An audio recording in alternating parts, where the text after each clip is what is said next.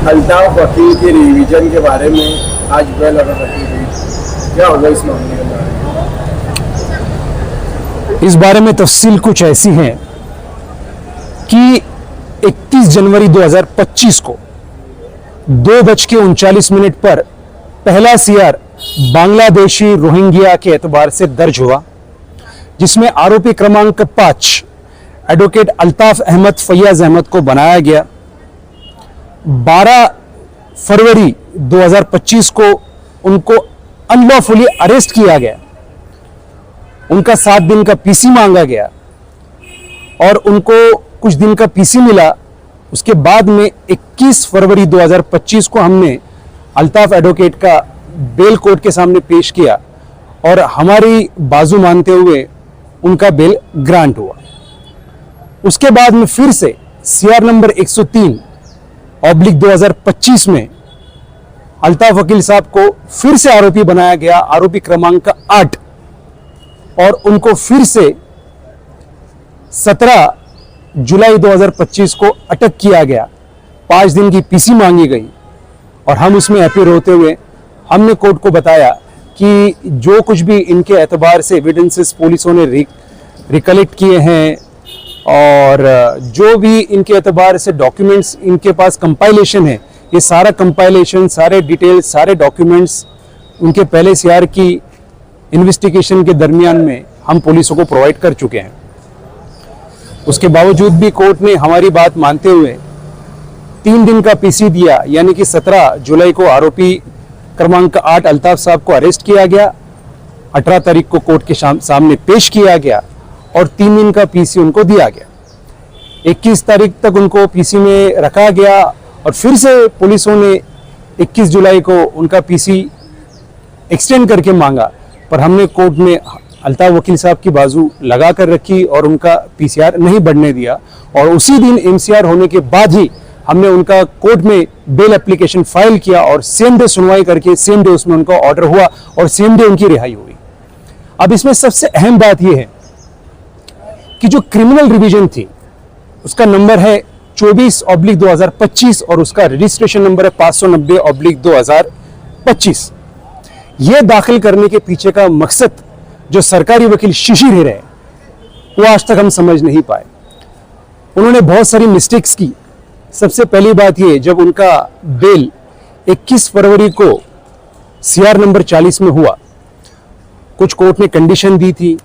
Monday and Wednesday को उनको police station में हाजिर होना था, वहाँ प्रेजेंटी लगानी थी, वहाँ पर पुलिस मशीनरी के साथ में कोऑपरेट करना था, जो कि बेशक अल्ताफ वकील साहब ने किया। उन्होंने कोई भी टर्म्स कंडीशन जो भी स्टिपुलेटेड थी उसका कॉन्ट्रवेंशन और वायलेशन नहीं किया। हर टर्म्स और कंडीशन को उन्होंने प्रॉपरली फॉलो किया। उसके बावजूद भी सरकारी वकील शिशिर हिरे ने उनके खिलाफ में क्रिमिनल रिवीजन दाखिल किया, ये कहते हुए कि इनका बेल एप्लीकेशन खारिज किया जाए। अब देखा जाए तो इसमें इनिशियली जो सेक्शंस थे वो 318(4), 336(3), 340(2) और 3(5). अगर इक्विवेलेंट देखा जाए आईपीसी के तो 420, 468, 471 और 34 होते आईपीसी के। इसमें जो भी सेक्शंस इनकॉर्पोरेट किए गए थे सारे ट्राइबल बाय जेएमएफसी यानी लोअर कोर्ट के थे। उसके बावजूद भी उनका जो रिवीजन था वो ऊपर के कोर्ट में दाखिल किया गया। Mistake number 1। मिस्टेक नंबर 2 ये थी कि उसमें चार्जशीट फाइल होगी और जब चार्जशीट फाइल हो जाती है उसके बाद में इस तरह का रिवीजन मेंटेनेबल टेनेबल नहीं होता, वो इनफ्रक्चुअस हो जाता है, निष्फल हो जाता है, बेबुनियादी हो जाता है। उसके बाद भी उन्होंने कोर्ट के सामने मुसलसल ये पैरवी की कि अल्ताफ वकील ने बहुत बड़ा गुनाह किया है, बहुत बड़ा जुर्म किया है, बहुत लोगों की फसौनुक की है, बहुत लोगों का साथ उन्होंने मिस अप्रोप्रिएशन यानी अपहार किया है और बहुत बड़ा अमाउंट उन्हें साइफन किया है। हमने कोर्ट को बार बार ये रिपीटेडली कहा कि ये एप्लीकेशन टेनेबल मेंटेनेबल है ही नहीं। उसके बाद में सरकारी वकील साहब ने कोर्ट से कहा कि मुझे केस लॉ दाखिल करना है, मुझे 1 महीने की तारीख दी जाए। 1 महीने की तारीख मांगी केस लॉ दाखिल करने के लिए और उसी बहाने से अल्ताफ वकील साहब को सीआर नंबर 103/2025 में अरेस्ट करवाया। किस लिए? वो इसलिए कि ये उसमें आरोपी है और ये आरोपी दूसरे सीआर में बनने की वजह से ये जो हमने एप्लीकेशन जो रिवीजन दायर किया वो टेनेबल और मेंटेनेबल है। बस बहुत कोशिशों के बाद, बहुत मशक्कतों के बाद में फॉर्चुनेटली दोनों सीआर में उनका बेल अलाउड हुआ, जिसमें बाद में सेक्शन 8 और 11 prevention of anti corruption act के भी दायर हुए थे। उसके बावजूद भी हमारी कोशिशों को कामयाबी मिली, दोनों सीआर में उनका बेल हुआ और 9 अप्रैल 2025 को ये रिवीजन दाखिल की गई। 19 अप्रैल 2025 को हम इसमें अपीयर हुए और 4 सितंबर 2025 को 4:38 पर इसके ऊपर सुनवाई हुई और कोर्ट ने जो सरकारी वकील शिशिर हिरे इन्होंने एक क्रिमिनल रिवीजन दाखिल की थी उसको खारिज किया।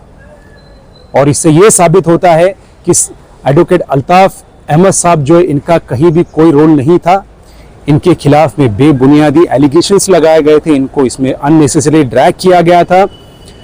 एसआईटी मुनक्किद करने के पीछे का जो मकसद था वो सिर्फ इतना था कि मालेगांव में रोहिंग्या बांग्लादेशी ये लोगों को ढूंढ कर निकाला जाए, इनको बाहर उनको डिपोर्ट किया जाए, पर ऐसा कुछ भी हासिल नहीं हुआ। ना कोई रोहिंग्या मिला, ना ही कोई बांग्लादेशी मिला। आखिर में मिले तो कौन, जो मासूम सीधे साधे लोग हैं वो मिले और उनको हरास किया गया। तो आज ये एक बहुत बड़ी कामयाबी मैं मानता हूँ कि हमारे एडवोकेट AI वासिफ साहब की सरपरस्ती में हम सबको मिली है और उन्हीं की कोशिशों से हम लोगों को इसमें फॉर्चुनेटली कामयाबी मिली है। और इसी के साथ साथ में हमारे एडवोकेट इमरान वकील साहब हो गए, उसके बाद में हमारे माजिद वकील साहब हो गए, अब्दुल्ला वकील साहब हो गए, सालिक वकील साहब हो गए, फरीद मीनारा वाला वकील साहब हो गए। इन्होंने भी बहुत कोशिशें की, हर तरीके की मुमकिन कोशिश की और बाकी बहुत सारे वकील हजरात इसमें थे जिनके मैं नाम नहीं ले पा रहा हूँ। तो इन सभी की कोशिशों की वजह से आज फॉर्चुनेटली हमको जस्टिस मिला है।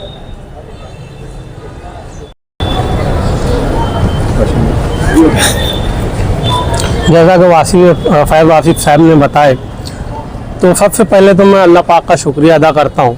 उसके बाद फैज़ वासिफ साहब का, मैं वासिफ साहब का और पूरे बार का शुक्रिया अदा करता हूँ जिन्होंने बहुत ही मेहनत की है, कोशिशें की है और इनकी कोशिशें और मेहनतें रंग लाई है। इसी के साथ मैं इनको बहुत बहुत शुक्रिया कहना चाहता हूँ और मालेगांव बार एसोसिएशन का भी बहुत बहुत शुक्रिया कहना चाहता हूँ।